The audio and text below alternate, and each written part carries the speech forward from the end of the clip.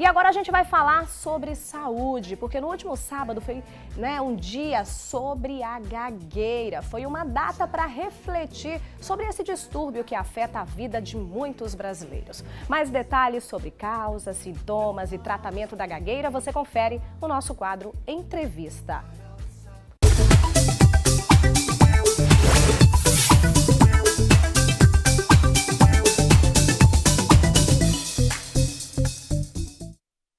E agora a gente vai falar sobre o Dia Internacional de Atenção à Gagueira com o fonoaudiólogo Rafael Taveira. Muito bom dia. Bom dia. Sábado foi um dia para a gente ficar mais atento às pessoas que sofrem com esse distúrbio, não é? Isso, justamente. Sábado foi o Dia Internacional de Atenção à Gagueira, que já é comemorado, não, né? Já é feito para uma campanha há alguns anos, para justamente desmistificar essa questão da gagueira, certo?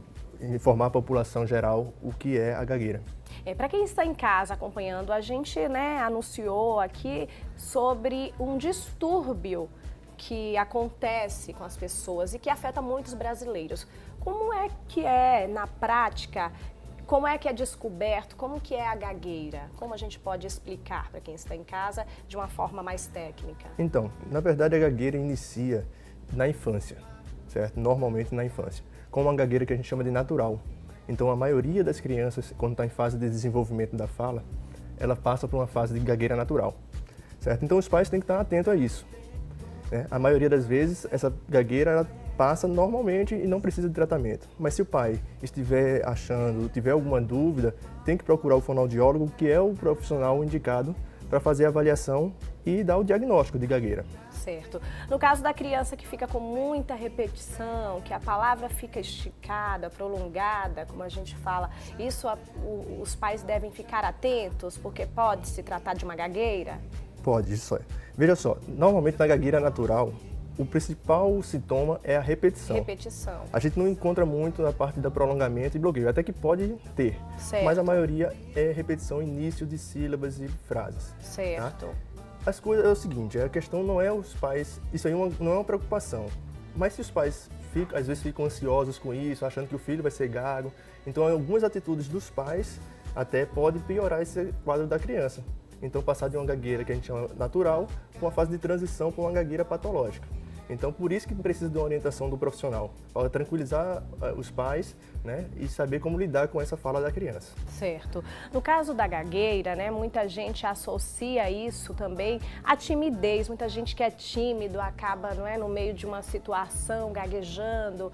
E isso pode ser considerado uma gagueira natural? Não, não. Veja só, ninguém é 100% fluente, tá? Então, existe uma situação que eu estou passando aqui de entrevistas, eu sempre falo, não é uma situação comum a mim, então eu posso gaguejar nesse momento, porque é um momento que eu estou nervoso, sei lá, alguma coisa assim. Então, a questão da timidez, pode acontecer a gagueira pela timidez, mas não é uma gagueira patológica. Certo. Né? Passou aquele momento de timidez, a pessoa volta a falar normalmente então, o profissional fluente. que normalmente está adaptado com algumas situações e foge daquele caminho que está acostumado, ela pode se sentir exatamente pela timidez e naturalmente gaguejar. Justamente. Né? Então, aí não se chama gagueira natural, é uma gagueira pelo momento que está passando. Certo? Mas não é uma gagueira patológica, não. E a gente pode considerar que a gagueira ela é só a repetição ou quando a pessoa começa a prolongar a fala na hora de contar e aí seria considerado uma gagueira também, o prolongamento da fala? Quando a gagueira se torna patológica, ela tem 3 sintomas principais, assim, sinais, que é a repetição, certo, que é o tradicional, de ficar repetindo a frase. Certo. No caso, repetindo, casa. Certo. Então seria isso aí repetição. Seria repetição. O prolongamento, tipo, vai falar faca, então fica faca. Certo. Tá? E o bloqueio, na hora que vai falar casa, bloqueia antes, né? Casa.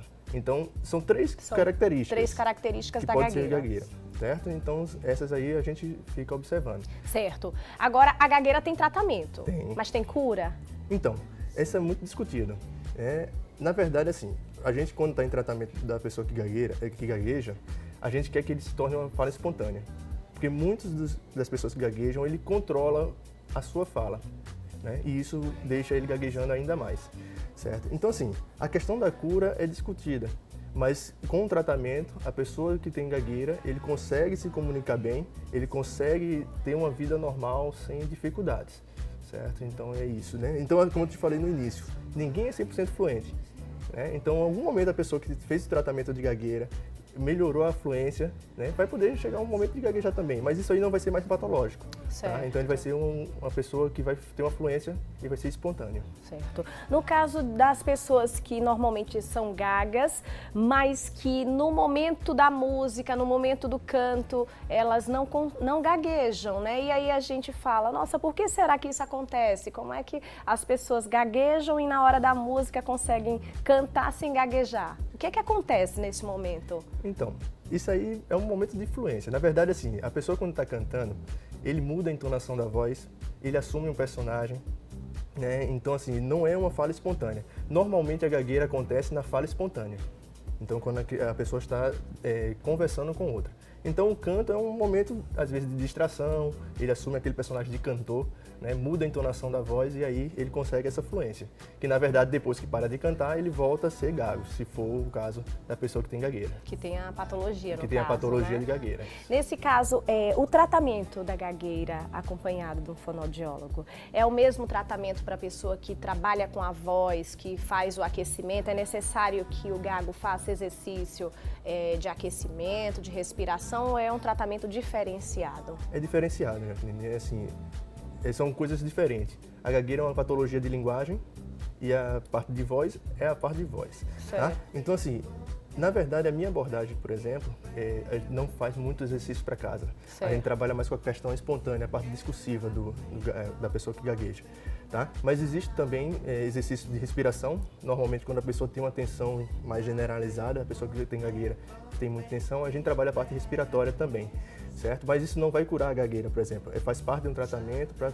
Que é um conjunto, um conjunto, na verdade. Tá? Então, assim, é totalmente diferente essa abordagem no tratamento. É um tratamento diferenciado. Isso. Por isso que a importância de procurar um profissional para que faça esse acompanhamento. Justamente. Não é? E o profissional é o fonoaudiólogo. Tá? A gente vê, assim, é importante também salientar na escola, tá? Os professores, os pais que tiverem dúvida, procurar o fonoaudiólogo.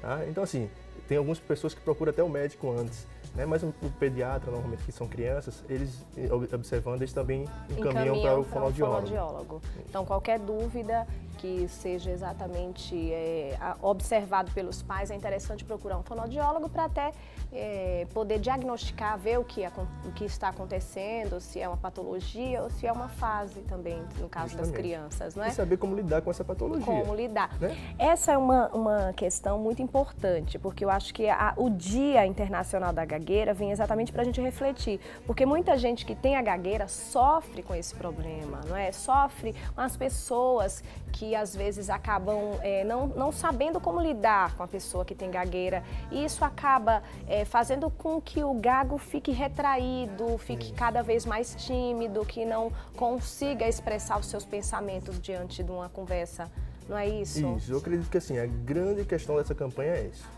Né? É mostrar à população em geral que a gagueira, inclusive é o slogan da campanha, né? Gagueira não tem graça, tem tratamento.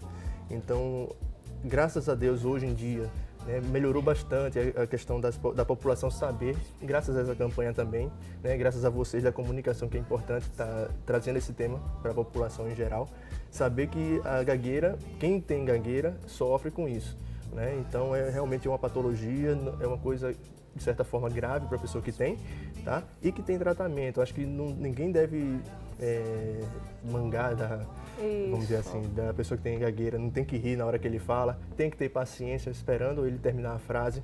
Tá? Então tem várias questões que a gente tem que ter cuidados ao lidar com a pessoa que tem gagueira. Então é importante isso, não rir da pessoa quando estiver gaguejando, ter paciência, esperar que ela possa expressar o seu pensamento, isso é importante, não é? E até ajudar de alguma forma. É interessante, tem muita gente que quando está gaguejando, o outro completa a frase. Isso é legal ou não? Não.